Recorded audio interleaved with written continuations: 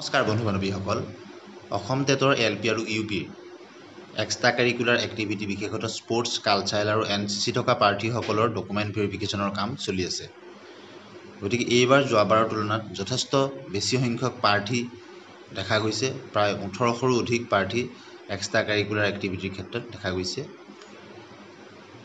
আৰু এই সম্পৰ্কত ইতিমধ্যে ভেৰিফিকেশ্যন কেনেদৰে সম্পন্ন হৈছে, অসম চৰকাৰে 3জনীয়া কমিটি গঠন কৰি দিছে। এই সম্পৰ্কত শিক্ষামন্ত্ৰী মহোদয় আৰু DWৰ ডাইৰেক্টৰ মহোদয়ে বক্তব্য প্ৰকাশ কৰিছে, আপোনালোকে নিশ্চয় গম পাইছে।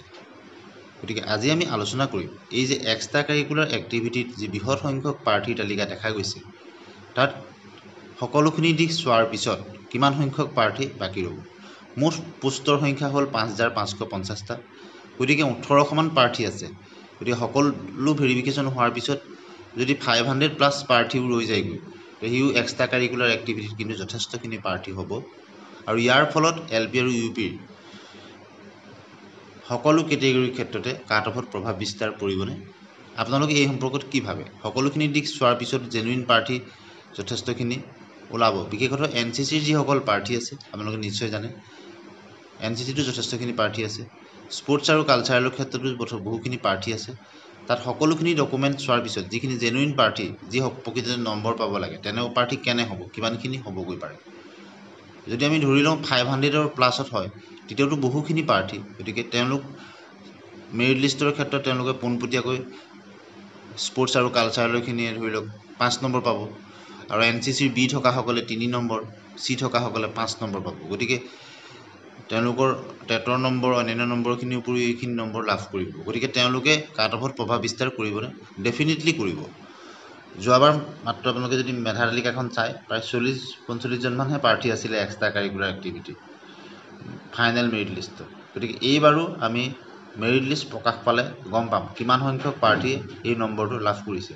কিন্তু এটা কথা আমি ক'ব পাৰোঁ যে যোৱাবাৰৰ তুলনাত এইবাৰ যথেষ্ট সংখ্যক বেছি প্ৰাৰ্থী ওলাব, যিসকলে স্পৰ্টছ কালচাৰেল বা NCC নম্বৰ লাভ কৰিব। যিহেতু বৰ্তমান সময়তো ভেৰিফিকেশ্যন চলি আছে, গতিকে কিমানখিনি প্ৰাৰ্থী ওলাবগৈ এই কথা এতিয়া আমি ক'ব পৰা নাযাব। মেধা তালিকা প্ৰকাশ পালেহে গম পোৱা যাব। আৰু ইয়াৰ ফলত DW, LP আৰু UPৰ মেধা তালিকাত যথেষ্টখিনি প্ৰভাৱ পৰিব। আমি বিভিন্নজনে যি পাতি আছিলোঁ যে কাট অফ কম হ'ব, কিন্তু এক্সট্ৰা কাৰিকুলাৰ এক্টিভিটিৰ নম্বৰৰ পৰিপ্ৰেক্ষিতত কাট অফ ভবাতকৈ হয়তো কিছু বাঢ়ি যাবও পাৰে। কিয়নো এইবাৰ প্ৰায় 1800তকৈ অধিক প্ৰাৰ্থী স্পৰ্টছ কালচাৰ আৰু NCCৰ কাৰণে ওলাইছে। তেওঁলোকক অসম চৰকাৰে 3জনীয়া কমিটি গঠন কৰি দিছে, সকলোখিনি দিশ তন্ন কৰি চাইছে। গতিকে প্ৰভিজনেল মেৰিট লিষ্টবোৰ প্ৰকাশ পোৱাৰ লগে লগে আমি গম পাম কিমান প্ৰাৰ্থী এই স্পৰ্টছ কালচাৰেল আৰু NCCৰ পৰা তেওঁলোকে নম্বৰ লাভ কৰিছে। গতিকে কিছুদিন হয়তো আপোনালোকে ধৈৰ্য ধৰিব লাগিব। কিন্তু এটা কথা আমি ক'ব পাৰোঁ যে এক্সট্ৰা কাৰিকুলাৰ এক্টিভিটিয়ে এবাৰ কাট অফত যথেষ্ট গুৰুত্বপূৰ্ণ ভূমিকা গ্ৰহণ কৰিব।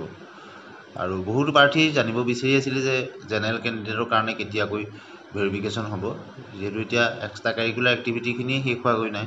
গতিকে এই প্ৰাৰ্থীখিনি ডকুমেণ্ট ভেৰিফিকেশ্যন যেতিয়া কমপ্লিট হ'ব, কমপ্লিট হোৱাৰ পিছতহে বাকী প্ৰাৰ্থীসকলৰ কাৰণে DWৰ ফালৰ পৰা নটিফিকেশ্যন প্ৰকাশ কৰিব। গতিকে আপোনালোকে চিন্তা কৰাৰ কোনো কাৰণ নাই, সকলোখিনি ঠিকে থাকে আগবাঢ়িছে। গতিকে এই এক্সট্ৰা কাৰিকুলাৰ এক্টিভিটিখিনি কেণ্ডিডেটসকলৰ তেওঁলোকৰ ভেৰিফিকেশ্যন সম্পূৰ্ণ হোৱাৰ পিছতেই DWৰ ফালৰ পৰা নিশ্চয় জেনেৰেল কেণ্ডিডেটসকলৰ যিসকলৰ এক্সট্ৰা কাৰিকুলাৰ এক্টিভিটি নাই তেওঁলোকৰ কাৰণে ভেৰিফিকেশ্যনৰ কাৰণে নটিফিকেশ্যন ওলাব।